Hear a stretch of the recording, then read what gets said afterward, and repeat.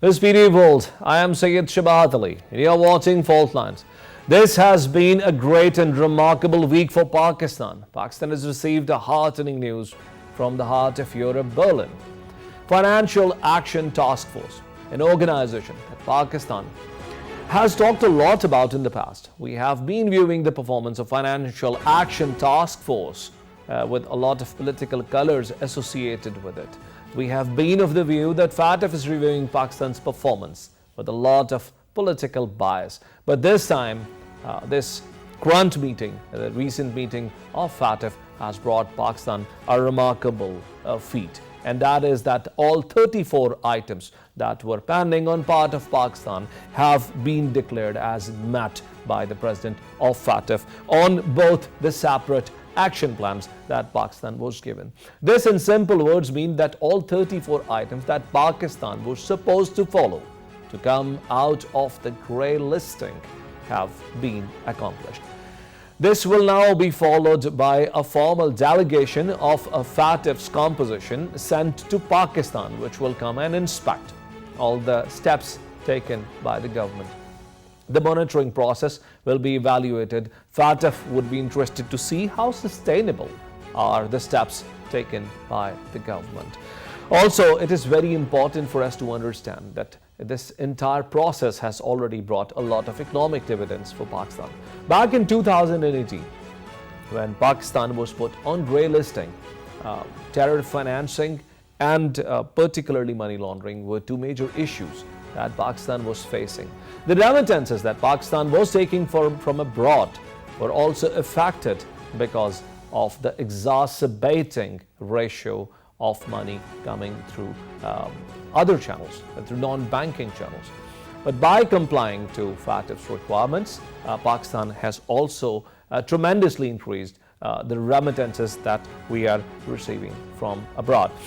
It's another story of our political commitment. It's another story showing the resilience of the country. It's another story showing how different departments of government of Pakistan can come together and work in harmony and synergy while moving forward. My first guest in program is SSP Sumaira Azam. She is Additional Director General FIA and is responsible for the chapter that looks after the mandate of terror financing and anti-money laundering activities. I welcome you, Madam Sumaira Azam, to my program. Thank you very much.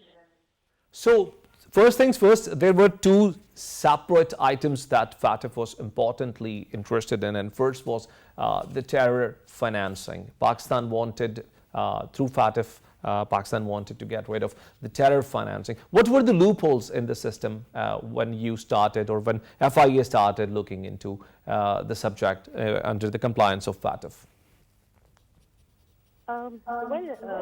In fact, in 2018, when Pakistan was placed in the grey list of the Financial Action Task Force, it was basically for having allegedly weak or lax controls over terrorist financing and money laundering. So in 2018, Pakistan was given a 27 points action plan on terrorist financing. And while we were, struggling to get through that action plan, it was again in 2021 when Pakistan was given another 7 points action plan on money laundering. So what FATF actually observed was that they believed that Pakistan has an anti-money laundering or counter-financing of terrorism system which is actually weak and which does not come up to the recommendations of FATF. So it was the basic deficiency which they observed, and as a result of which they gave around 34 points of action plan to Pakistan to implement. It took us 4 long years of struggle, and finally, by the grace of Allah Almighty and by the untiring hard work put in by the relevant departments, that we are now through with both of the action plans, and almost all the 34 action items given by FATF to Pakistan have been declared by FATF as addressed in the recent plenary. And also, Ms. Sumaira Azam, one of the major areas, as you rightly mentioned, was money laundering, another problem that Pakistan was facing. And not only it was part of many political acquisitions made inside Pakistan, but also fingers were pointed toward our financial system from abroad. So FIA must have played a very pivotal role in dealing with the menace of money laundering as well. Yes, just to put the record straight, it is very important to understand that FIA, though it had a major role or the lead role in the action plan of money laundering, but there were 5 other money laundering designated agencies in Pakistan which had a very major role to play in this entire process.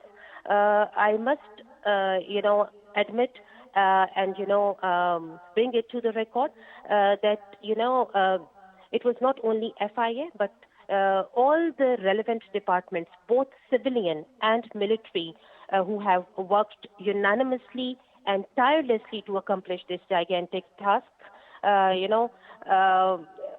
Money laundering is something which is a great threat to the transparency of the financial systems within Pakistan. So combating money laundering is in the interest of Pakistan itself. It is not only for complying with the recommendation of FATF that we have done this. It is in the larger interest of Pakistan itself that FIA, along with other relevant agencies, has tried to establish an effective anti-money laundering regime and system within Pakistan which is consistent and sustainable, even without FATF. And as we are moving forward, certainly we are looking towards the delegation that is going to come and declare us as a white-listed state. But moving forward, do you see still a margin for improvement? Do we still, the Department of FIA and the other stakeholders, as you rightly mentioned, are looking at some further improvement in the process, or have we already achieved the destination that we wanted to be in? Well, technically speaking, there were total 34 action items which Pakistan was supposed to comply with, and we have addressed all the 34 action items. But for the room of improvement, yes, there is always a room for improvement, and all the relevant agencies and departments, both military and civilian in Pakistan, they are continuously on it, and we are trying to improve ourselves. But as for the purpose of on-site, yes, we are making certain preparations. But the systems that we are talking about are already in place. Now we have a very strong anti-money laundering and terrorist financing regime, which is stronger than ever, I guess. Backed by a high-level political commitment. Pakistan's AML CFT system is now better than many other countries in the world. We have laws that are very stringent. We have systems and mechanisms and procedures in place which are quite effective. So what we are looking forward is to demonstrate all these sustainable and consistent actions to FATF on their visit to Pakistan, hopefully very soon. And we are quite hopeful as they are impressed by our performance through our reports, and we had face-to-face discussions with the FATF team also. So it will be only an on-site on whatever we have already reported earlier, and they'll just come and see whether whatever we have reported actually exists and how and in what manner it does exist. So we are quite hopeful that the on-site visit will, be only a procedural requirement. We are, in fact, just a step away from exiting the grey list. Thank you very much, SSP Sumaira Azam, Additional DG FIA, for being guest in our program. Thank you very much. Ladies and gentlemen, this was SSP Sumaira Azam, Additional DG FIA, and she told us about 34 action points that Pakistan was initially given to meet 2 challenges. There were 2-pronged challenges associated with the compliance of FATF. On one end, FATF had reservations on Pakistan's lack of procedures in stopping terror financing. Terror financing becomes a very important subject. Ever since 9/11's attacks have taken place, the entire world is quite focused about the terror financing and is very sensitive toward the topic. This means they wanted to see more transparency in our banking and non-banking financial system to be able to see if there are any gray areas in that. And the second, and a relevant part of it was money laundering. I mean, anti-money laundering activities that FATF wanted Pakistan to stop, and it was in greater good of Pakistan as well. Utilizing the opportunity, Pakistan has taken a lot of measures, as she pointed out, not only FIA, but there were certain other organizations that were also taken on board. That includes Ministry of Interior, that includes State Bank of Pakistan, that developed a specific unit to regulate all of the anti-money laundering activities. Now, ladies and gentlemen, we are joined by retired General Raza Khan Sahab, former President, National Defence University, and he's joining us on Skype. I welcome you, Raza Sahab, to my program. Thank you very much and good evening. Good evening, sir. And we are talking about this remarkable news that Pakistan has received after more than 4 years of hard work that has paid off. All the organizations that we have named in this program work together in synergy to pull Pakistan out of this quagmire, which was called grey listing. What are your comments on it, sir?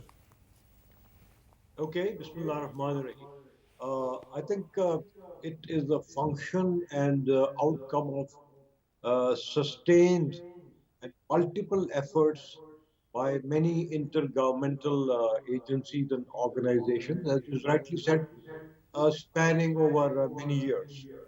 And obviously, it was a Herculean task that was accomplished and made possible by the dedicated efforts of multiple teams.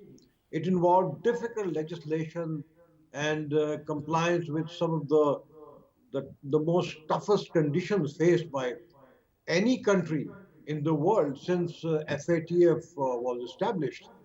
And I think more than a dozen countries, including some FATF member countries, are still on the so-called grey list. So it involved, assistance and help by the Pakistani Parliament, the armed forces, the General Headquarters, special cell for the purpose, the State Bank of Pakistan, Ministry of Foreign Affairs, of course, was the lead ministry in that, the Ministry of Interior, the Ministry of Defense, and the Ministry of Finance. And many of the actions that we proudly completed uh, actually removed a number of weaknesses that were existing in our banking system, and this was achieved without placing hardships on the ordinary, honest users. So I think that was a great achievement. And well, having said that, I think as the Minister of State for External Affairs stated, let's hope that the FATF team arrives in Pakistan for the on-ground verification as soon as possible, and we are finally removed from this list, hopefully forever. And here I would like to say, that Pakistan should now earnestly start efforts, to itself become one of the members of the FATF, because that way I think it will be in a much better position to contribute to the objectives of the FATF and also to defend itself from such a predicament in the future. We are aware, that there were a few countries who were members of the FATF who misused the FATF platform, to extend the agony of Pakistan. And of course, India was one of them. And in fact, the Indian External Affairs Minister, he is on record having said in the Indian Parliament that it was through the efforts of India that Pakistan stayed on the grey list for longer than what Pakistan and many other countries expected.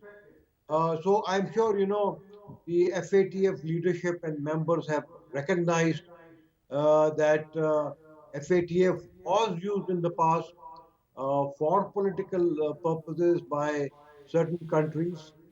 And I think hopefully they would now look at the record of those very countries.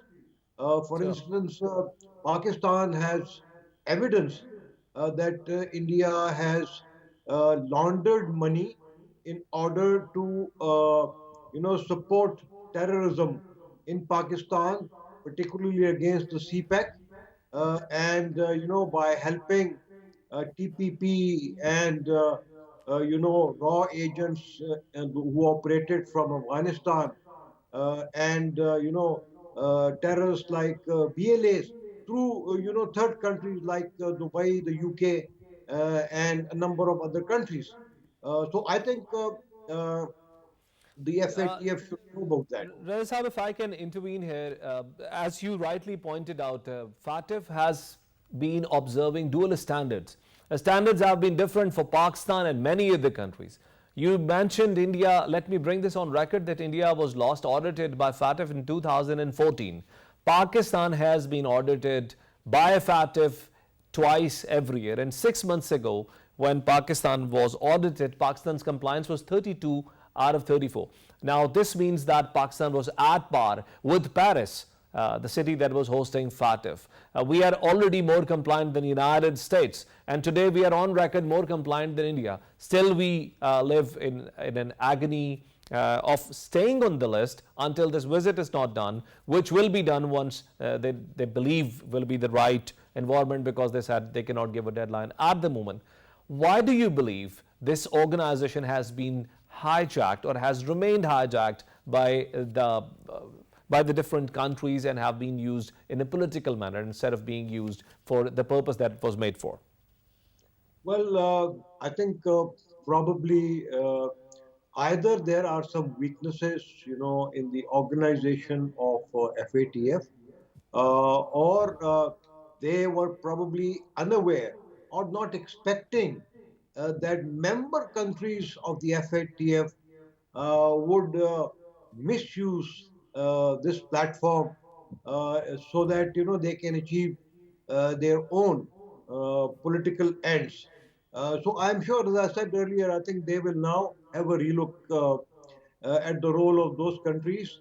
And I think India is up for audit next year in 2023. That's right. And we hope that it would take note of its role, and it will prevent it from misusing the platform again. And probably, I think it needs to penalize it too, whether it is India or others who may have supported India in misusing FATF for their own narrow political objectives. Thank you very much, General Retired Reza Khan Sahab, former President, National Defence University, for being guest in my program. Ladies and gentlemen, this was my guest, General Retired Reza Khan Sahab, and he made two most important comments. I think this will be the takeaway of today's program. One thing he said, that the organization has been looking into countries with a bit of political biases.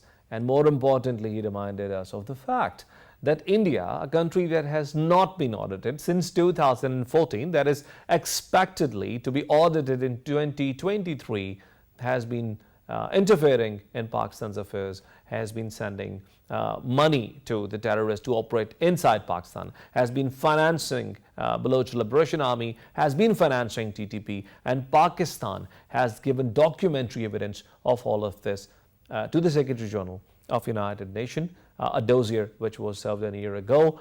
And we would see how FATF looks into such issues when India gets on the line of audit. I'm now joined by Mohammad Taimur Khan, Research Associate, ISSI, who has worked on FATF's issue for more than many other people that I found in the town. Taimur, I welcome you to the program. Thank you for having me, sir.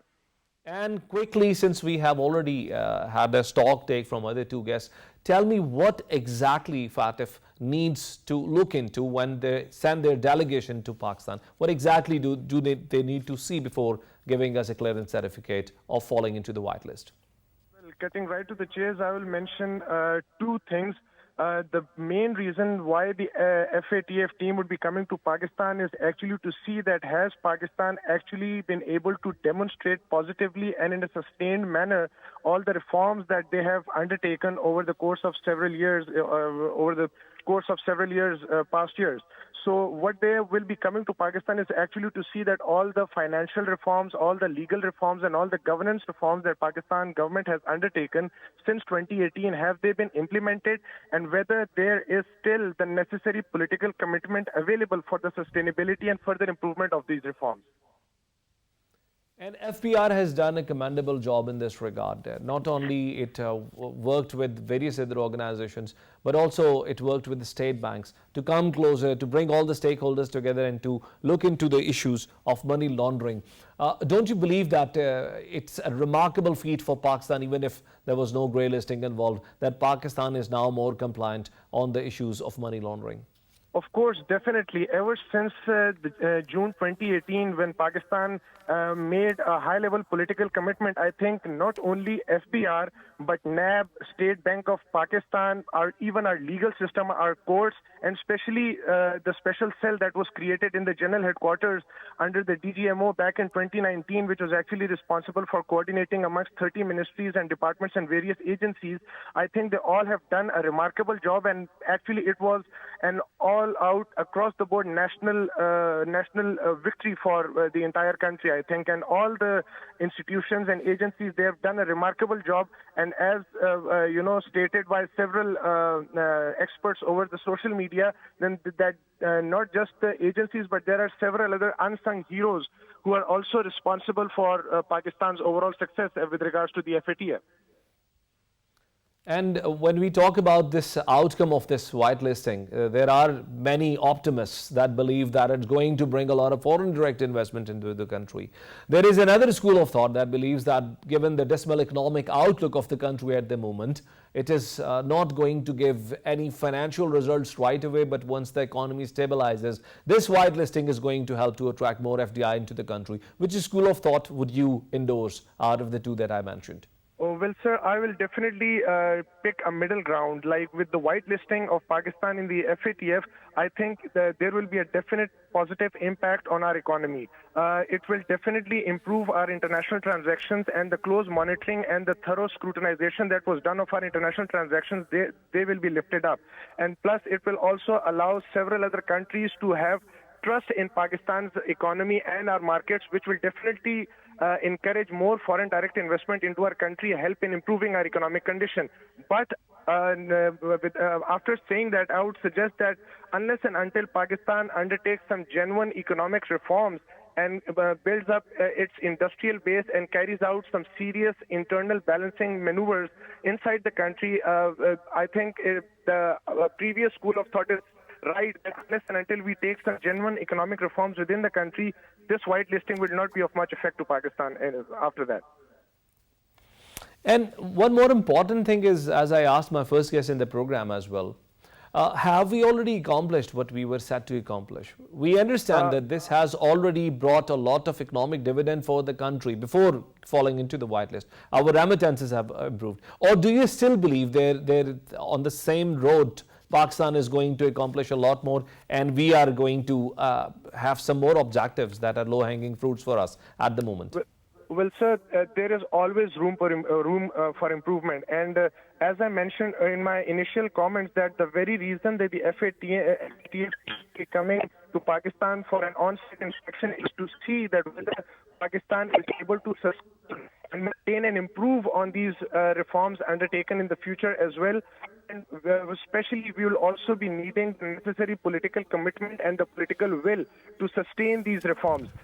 But if one looks at the basic rules and laws and the initial recommendations of the FATF that are available on their website, I think as far as the anti-money laundering and combating financial terrorism recommendations are concerned, Pakistan have done a lot with regards to those.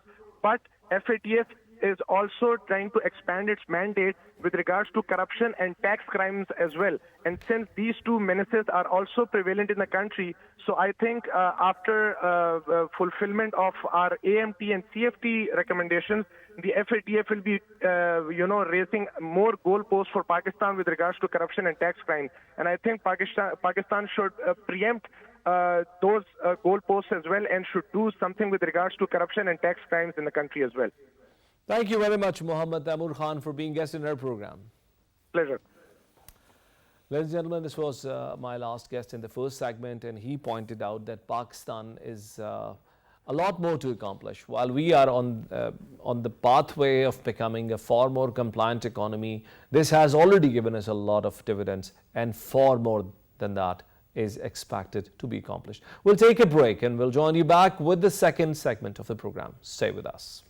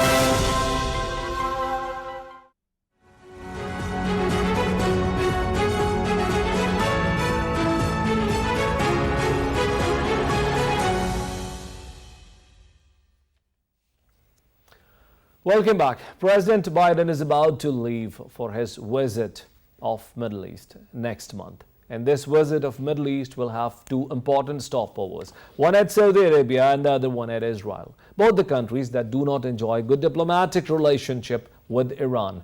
This is more important to be stated here given the fact that with the last proceeding of JCPOA ceased, Iran has done some major headways in development of a nuclear weapon. According to the statements given by the Ministry of Foreign Affairs of Israel and some independent news reports, Iran is now far more closer in development of a nuclear weapon. Nantas nuclear site has been viewed by United States and Israel. That there are some tunnel networks being developed over there which they believe might have suspicious activity. This is very important because Israel and United States look at Iran in a similar manner.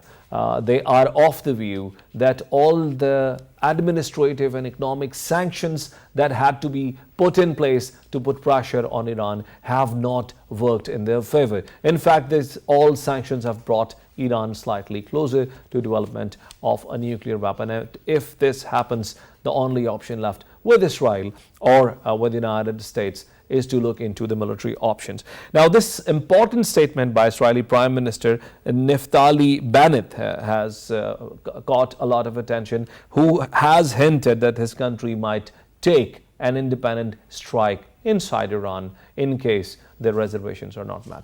Our team has prepared a package. Watch the package before I bring my guest to this part of program. Negotiations to revive the landmark 2015 nuclear deal signed between Iran and world powers remain stalled after more than a year of diplomacy. U.S. State Department spokesperson Ned Price has stated that the United States awaits a constructive response from Iran on reviving the 2015 nuclear deal without extraneous issues. Talks have stalled over a number of issues, including a U.S. terror designation against Iran's elite military force, the Islamic Revolutionary Guard Corps. Tensions rose again after an Iranian colonel was assassinated outside his home in Tehran, an attack Iran suggested was carried out by Israeli operatives. It was the most high-profile killing inside Iran since the November 2020 murder of top nuclear scientist Mohsen Fakhrizadeh in November 2020. In a separate development, Iran's state TV announced that members of an Israeli intelligence network had been found and arrested by Islamic Revolutionary Guard Corps. The European Union's coordinator for the nuclear talks, Enrique Mora, visited Tehran earlier this month in an effort to facilitate the negotiations. Israel has threatened military action if diplomacy collapses, and Israeli leaders such as current Prime Minister Naftali Bennett and his predecessor Benjamin Netanyahu categorically denounced a deal with Iran over its nuclear program. To join me in this part of program, I have with me in studio famous Middle Eastern expert, Mr. Ahmed Zaki. Ahmed, I welcome you to my program. Thank you so much for having me. And we are today talking about the problem that Iran is facing at the moment. Now, largely Iran remains diplomatically isolated, despite the fact that it has boundaries with so many countries. Its relationship with the neighboring countries have not remained very good. They have remained marred and stained. What do you believe can be primarily the reason behind all of this problems that Iran has in its neighborhood? Since the revolutionary movement of Iran, 1979, Iran's foreign policy have dramatically changed from pro-Western to anti-Western foreign policy approach. So earlier they were enjoying with the neighborhood relationship before the revolutionary time. And the neighboring Arab countries, before the conflict of Israel and Iran started, it was started with the neighboring countries of Arab nations. So the conflict of Iran and Iraq have started, that ignited between the division of Shia-Sunni conflict, which Iran was supposed to be the leader of the Shia, and Saudi Arabia was presented itself as a leader of the Sunni Muslim countries with their political interest. On the other hand, Saudi Arabia is the close ally for the Western, close ally for the West, while the Iran is the opposite of that. So it gives uncomfortable situation for the Iranian relationship with the Arab world in the same area. When it came to the Iran-Israel conflict, it have a different scenario than the Arab and Iran conflict. The Iran and Israel conflict is primarily a strategic and military issue. Israel is feeling safe. There shouldn't be any nuclear power who can challenge them in the Middle East, as they know that they can't challenge any country in the Middle East other than Iran. So Iran is representing itself as a unique power without supporting any superpower. Without the support of any superpower. But we have seen in the case of Syria that Russia and Iran have joined hands together, their armies have fought together, 12 of Iranian generals have been killed in Syria. Iran has openly accepted it. General Qasem Soleimani didn't die inside Iran, he died outside while on a military assignment. And Russian Air Force has been on record providing, and this is no allegations, on record have been providing support. Yes. So don't you think that in a way Iran has joined hands with the anti-American superpower to demonstrate the strength of its military muscle? Definitely. As I mentioned earlier, I have also mentioned in my thesis paper, which I was discussing about the influence of the Iran in the Middle East. Iran is some kind of unique administration in whole the region. They represent themselves in a unique administration which is not equivalent to any other country across the region. On the other hand, the Iran revolutionary ideology is to be expand. It's to expand its influence abroad. Expand through two ways. Number one is that through the army groups in the region, like Hamas, like Hezbollah in Lebanon, and like other Shia militant group in Iraq. So with the influence and the ideology of the Iranian Revolutionary Guard, they want to get their influence through military intervention on the other countries. So this is one of their strategy. They are spreading their power into that neighboring country. On the other hand, Saudi Arabia is relying on the support of the Western army, support of the Western military available in the Middle East. So this is the first time Saudi Arabia stepped out of their boundary and attack Yemen. When they realize that the support of the Western allies are not enough to overcome or to control the expansion and the influence of the Iran. So you believe Yemen to be a theater of war where Saudi Arabia's response has been reactionary and not otherwise? It's mostly like they are feeling insecurity in front of the Iran influence, because the way that Iran is influencing in the region is quite far deeper than the way that the Saudi Arabia and its allies can influence in the region.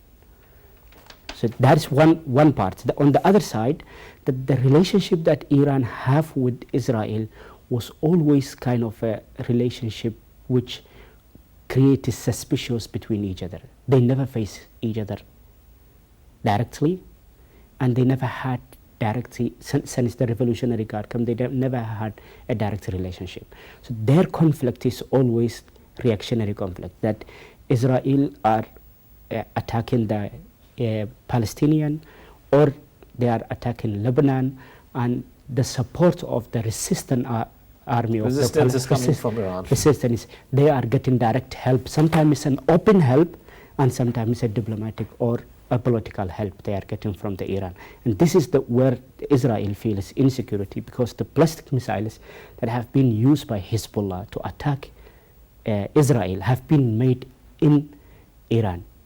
And multiple times the Israeli military experts, they demonstrated. That's why Iran get a lot of sanctions before the sanction of the nuclear issue. That's another irony, that Israel doesn't get sanctioned to kill the innocent people in Gaza, but if the people of Gaza are using weapons that are made in Iran gets sanctioned. Another important point that I understand you want to say more on this, but we have to move it forward.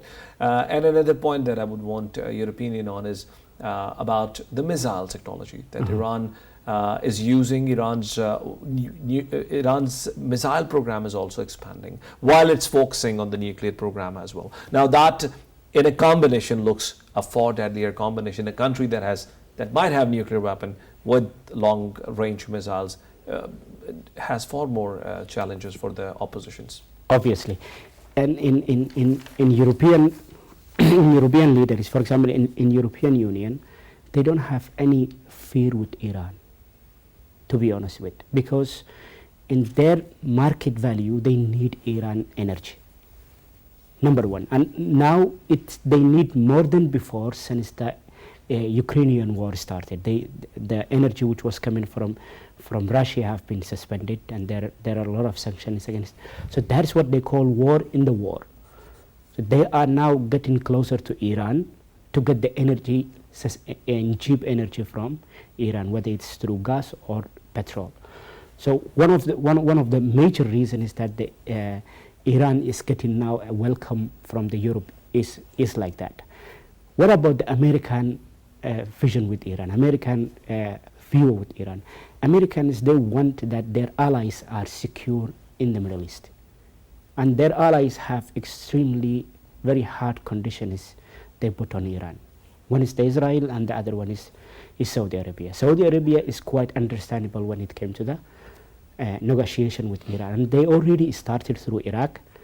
For the last 1 year, there was a diplomatic second track diplomacy which was going on between Iran and Saudi Arabia. The major problem is that Israel is feeling that insecurity, that if Iran is going to get welcome support from the Western countries, and they are able to make a long-range missiles which they can attack from one continent to another continent, and it's very easy that they can make within few months their nuclear weapons.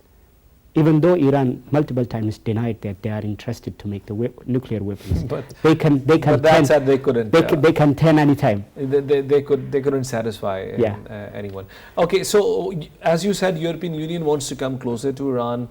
You said Iran's military strategy, or its aggressive defense policy, or its aggressive foreign policy is primarily the reason why it couldn't materialize. Tell me if the only reason that the breakthrough wasn't made with regard to JCPOA's developments that were taking place a couple of months ago.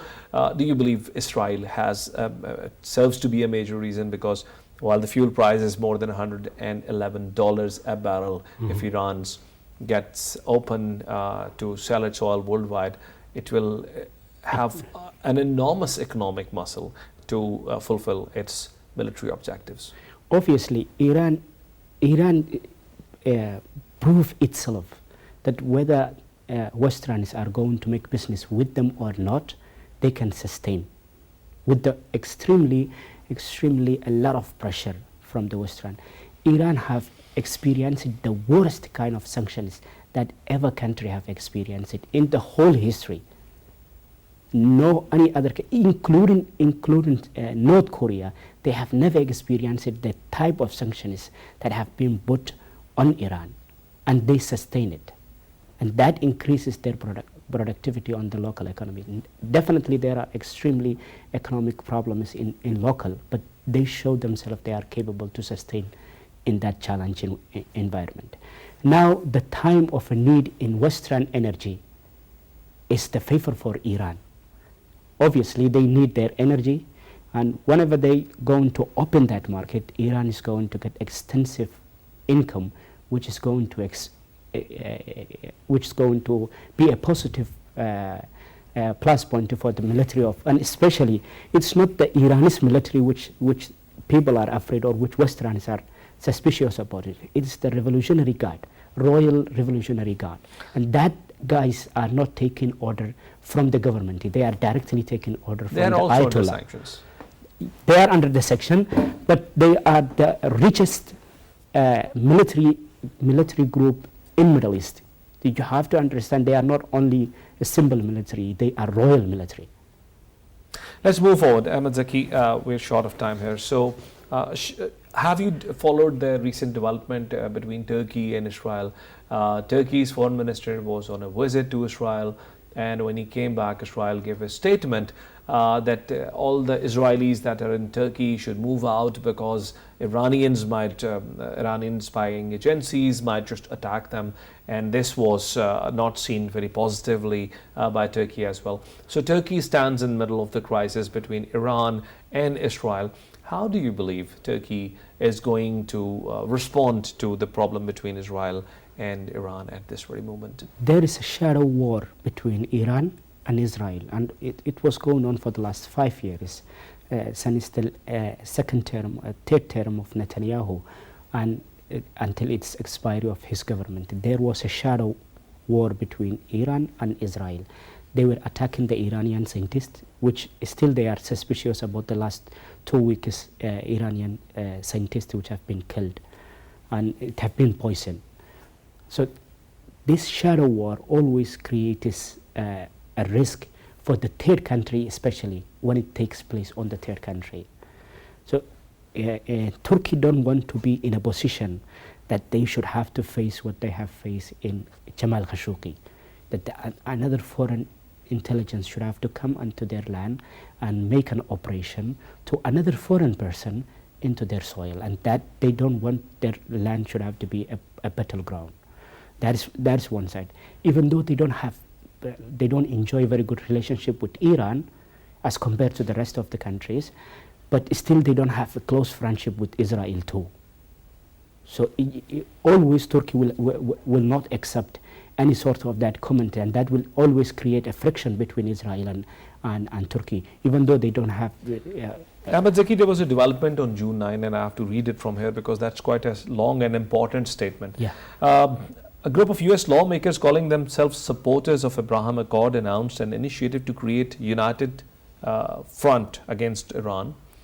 They proposed that Pentagon works with Israel to integrate air defense of 6 GCC countries, which is Bahrain, Kuwait, Oman, Qatar, Saudi Arabia, United Arab Emirates, alongside Egypt, Jordan, and Iraq, collectively to be used under the auspices of U.S. military. Now, why do you believe U.S. Senate or U.S. lawmakers are getting involved in it? They are. This is not the first time that like U.S. politicians or U.S. lawmakers are involved in the conflict of the Middle East. They were always behind that they want to create a unit which is against their adversary in one time or another. We have example of the Saddam Hussein period, that they created a lobby like that, which they want to take away all the support that possibly that Iraq can get in the Middle East, so that they can counter the influence of the Saddam Hussein in the Middle East. So in the same way, they want to control the Iranian influence, especially if it goes out of the diplomatic manners. So if Iran goes out of the diplomatic steps and try to take the steps of a military, that they need at least actual support, not only for Israel, but actual support from the Arab world. And that is the GCC, where they think that they will get the actual support. To be honest, GCC cannot militarily. Thank you very much. Thank you very much, Abid Zaki, for being guest in my program. Ladies and gentlemen, as he said rightly, Iran's military strategy, Iran's foreign policy, Iran's aggressive foreign policy is primarily responsible for many problems that Iran is attracting toward itself in the region. This goes forward with a lot of concern from the Western countries as well. But since the international oil prices are very high and the West is quite focused to put more restrictions on Russia, this is the opportune moment for Iran that Iran has always been waiting for. If Iran has capacity and willingness to utilize this tremendous opportunity, I'm sure it can wash off all the problems that Iran has been facing in the past. We'll join you tomorrow again with another program. And until then, Allah Hafiz.